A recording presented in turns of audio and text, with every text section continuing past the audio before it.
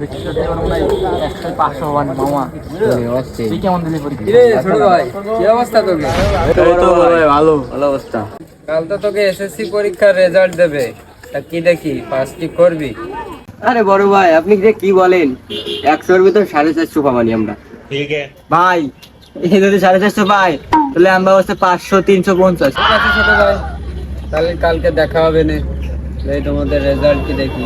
আচ্ছা ভাই, দেখা হবে না তাহলে থাকো। হ্যাঁ আচ্ছা ভাই, জান তালি। হ্যাঁ বড় ভাই, দোয়া দেন আর মিষ্টি খাওয়ার জন্য রেড থাকেন বড় ভাই। সাজিদ নেই? হ্যাঁ ভাই। কিরে নতুন ভ্যান কিনছিস নি? ভাই আর কোয়েন না, কালকে এসএসসি পরীক্ষার রেজাল্ট দেখে না, পারা ফেল করেছি।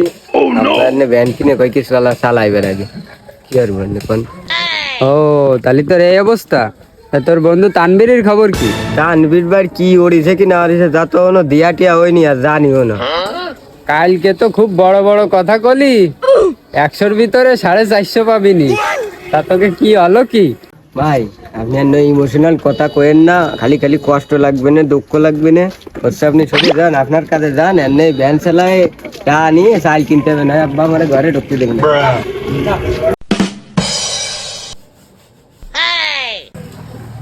কিরে তানবীর, কি অবস্থা তোর? এই তো ভাই ভালো আছি, আপনার কি অবস্থা? হ্যাঁ এই তো ভালো। তা সাজিদির তো বাস, তোর খবর কি? ভাই আমারও বাস। তোর রেজাল্ট বাস? হ্যাঁ ভাই। তোরা দুইটাই তো হালাই বলো, তোরা দুইটে 100-তে 450 পাস।